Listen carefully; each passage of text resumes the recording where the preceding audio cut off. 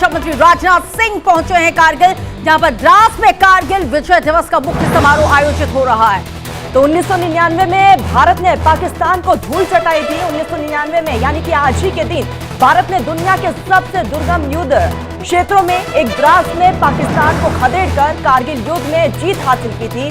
भारत इस जीत का जश्न मना रहा है। मुख्य समारोह में केंद्रीय रक्षा मंत्री राजनाथ सिंह मुख्य अतिथि के तौर पर शामिल होने वाले हैं। और ये देखिए, कुछ तस्वीरें भी सामने आ रही है। रक्षा मंत्री राजनाथ सिंह कारगिल पहुंचे हैं और द्रास में कारगिल विजय दिवस का मुख्य समारोह है। आज भारतवासियों के लिए गर्व का ये पल। रक्षा मंत्री वहां पहुंचे हुए। कारगिल दिवस के 24 साल हो चुके हैं। एक एक तस्वीरें हम आप तक पहुंचा रहे हैं। दो तस्वीरें इस वक्त आपके टेलीविजन स्क्रीन पर। कारगिल विजय के 24 साल पूरे हो गए और आप यहां पे देख सकते हैं राजनाथ सिंह की मौजूदगी। तो वहीं दूसरी तस्वीर रक्षा मंत्री का शहीदों को नमन। कारगिल विजय दिवस पर पीएम मोदी ने भी ट्वीट किया है और साथ ही तमाम शहीदों को, उनके पराक्रमों को हृदय से नमन किया है। तो यहाँ पे कारगिल वॉर मेमोरियल में शहीदों को श्रद्धांजलि भी दी गई। द्रास में कारगिल विजय दिवस का ये मुख्य समारोह है। आज से ठीक 24 साल पहले शौर्य और पराक्रम की एक कहानी को एक बार फिर से नमन किया जा रहा है। सोनिका हमारे साथ ज्यादा जानकारी के साथ इस वक्त संवाददाता जुड़ गई है। सोनिका, कारगिल विजय दिवस के 24 साल आज पूरे हो गए।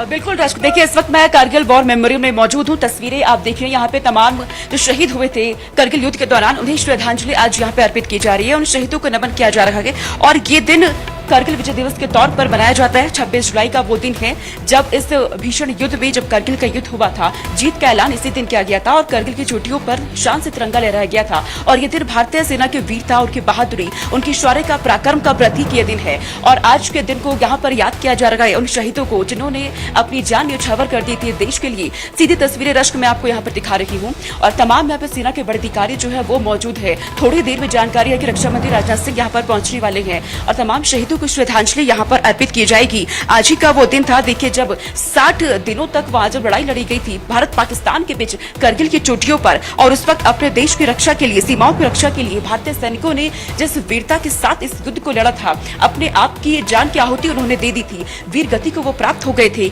लेकिन आज उन्हें याद किया जा रहा है 60 दिनों तक चले इस युद्ध में।